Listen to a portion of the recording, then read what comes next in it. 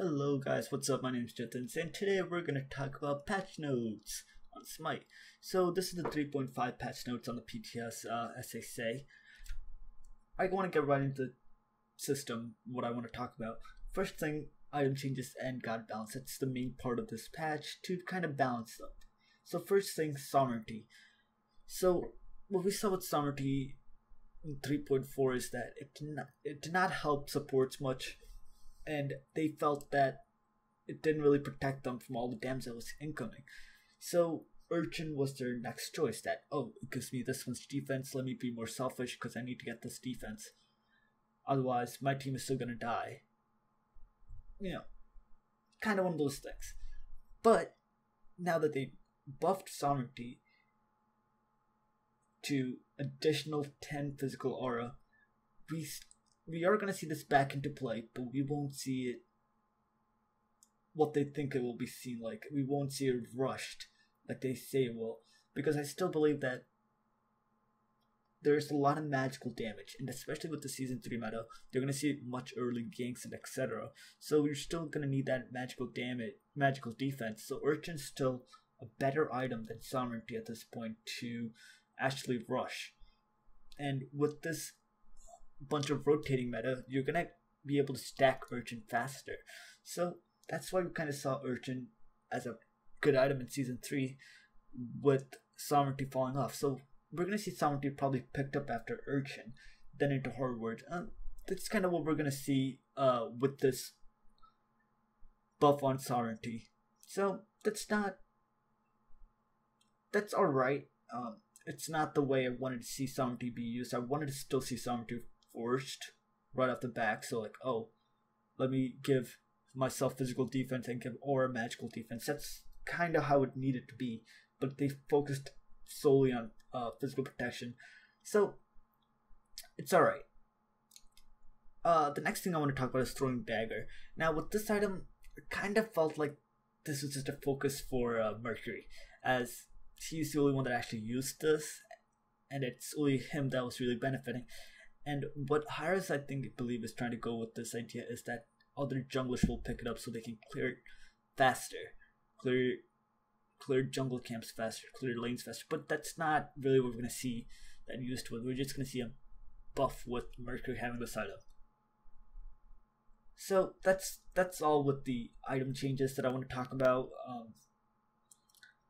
Next, I want to go into the Umbus and Cobb, where they increase the slow to 20% at all ranks. So it's a nerf and buff at the same time, because at max rank it's at 25, but with this it's at 20% at all times. And he kind of needed this.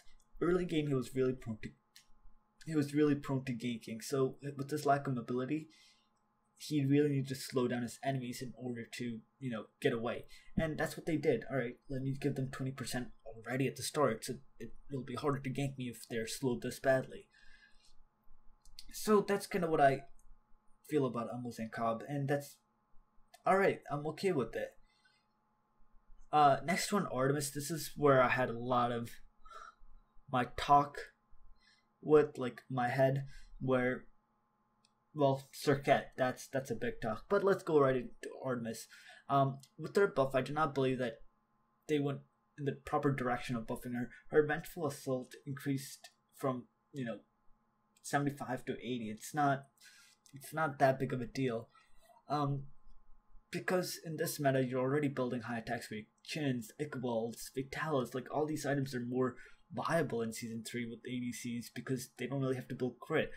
And with that said,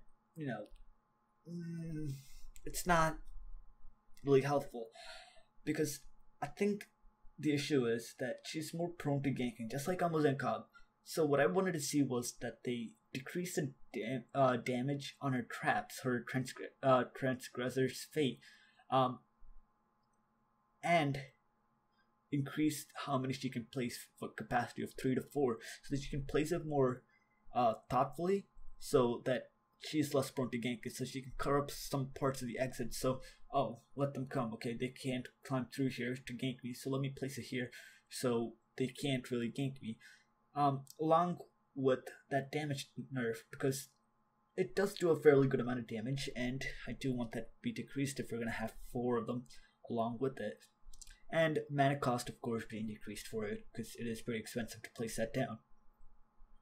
I'm going to skip over Bestet, Chalk, Chiron, because Chiron really needed that.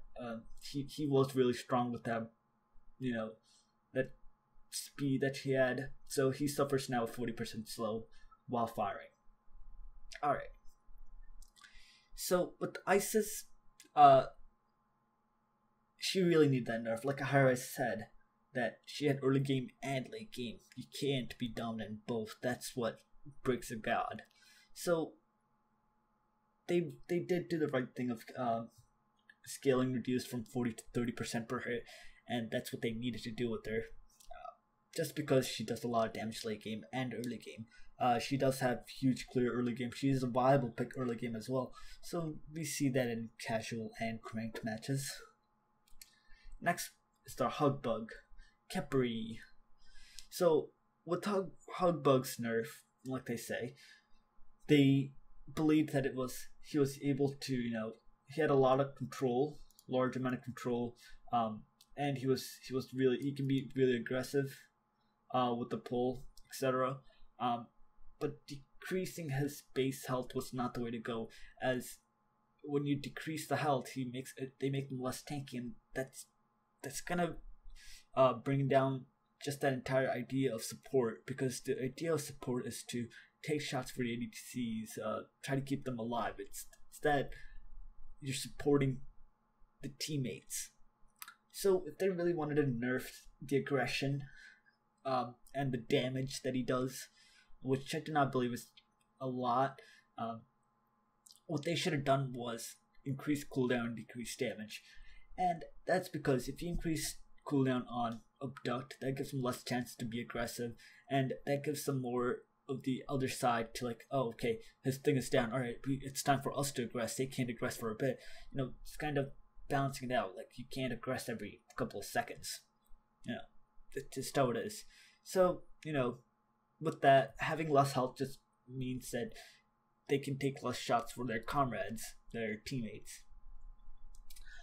Serket, like I said, Serket was placed in a rough spot after Season 3 changes. She was nerfed not only from direct changes to her mobility, but her build path of crit and CDR was made less effective and more expensive. Combined, the changes were too much. This patch brings some of the mobility back through Deathbane, and shifts some of her power away from her from needing crit to be effective. With increasing scaling damage from Cobra's Kiss, her build path should be more slightly open. So what this idea that Hyros wanted to do was, they didn't really want to focus her with crit, but she is one of those gods like Artemis or Humbats, one of those gods that just needs those crit items. So instead of just adding something to buff her, they decreased the cooldown Deathbane to increase mobility, which I'm okay with, but they increased Cobra's Kiss by a lot, and that was my issue here. If they felt that crit was very strong, what they could have done is, and sounds totally crazy, give her a crit chance on her first ability, the Deathbane. For example, if you hit the first, you can hit that 3 times. If you hit the first one, with the first one you have 5% chance. If you hit that, you get 10% chance of crit on the next one. And if you hit that as well, then you get 15% chance to hit crit on the next one. And with that, the crit chance stays for about another 1.5 seconds, so you can basic attack the enemy to death if needed. With that, basic attack is pretty important to her. That's why she has that lingering passive effect with the poison. That's why having that crit is helpful in her base kit. With that crit chance, what she can do is, if she misses the first shot to hit someone with that 3-point dash thing, if she misses the first one, she doesn't have that. She has to start from 5%. She always has to. So her max chance to hit someone with crit chance is 10% now. So with that saying, she has to commit with her one if they're gonna attack in order to increase that crit chance to do more damage, and that leaves the crit path to be more open as she just needs to build crit damage now, aka Deathbringer. That's how I feel about Serket. I don't know if they went with the right direction, just increasing damage all the time. That's not what they needed. So let's go into Scotty, and I'm not really actually going to talk about her. Honestly, increasing cooldown durations, reducing, it's not going to reduce the damage. It might just bring down the overall player damage by maybe a little bit, but the actual damage to burst someone down is not going to change. So we're going to see more nerf. Just expecting it. Sun Wukong having his base health increased was something needed because he wasn't really able to box people like Chalk or other gods, even though he has his passive as health decreases with the crit chance. It just wasn't enough to box someone, because when you're low health you actually just want to run away, get into a safe position and back away because it's risky. Sun Wukong couldn't take that risky move to box someone with his base health being that low, so they increased it to 470 from 450, which is okay. I'm okay with. Just he did need to box. The next one is Vulcan, where they said Earthshaker is seeing some love with this patch in terms of better usability, more damage when used close, and less travel time. That's more accuracy when used far. So how I felt about Vulcan was he was more of a god pick to support, enhance the team. Like if you have an Wheelix in your team, you pick Vulcan so you can get the knockups. Say you have an Ares, you pick up a Vulcan so you can hit that ult. So with this buff, he becomes more of an independent god because he doesn't have to rely on someone to hit that ult. Even though that's a huge AoE, the travel time was too long, and it wasn't. People could escape. Everyone has a jump, a flip, Aegis, whatever. It just was fast. It just was, those actives were used much quicker than the actual traveling time for Vulcan. There's no one to pin down the enemy so he can actually hit people with it, even though that's a giant AoE. So that was something that they needed. It was just needed. So as Zeus, all they did was remove knockbacks, and still broken. He is still broken in my eyes, will be broken. Just because of this damage he can put out in a couple of seconds. So I'm expecting nerf of Zeus and Scotty.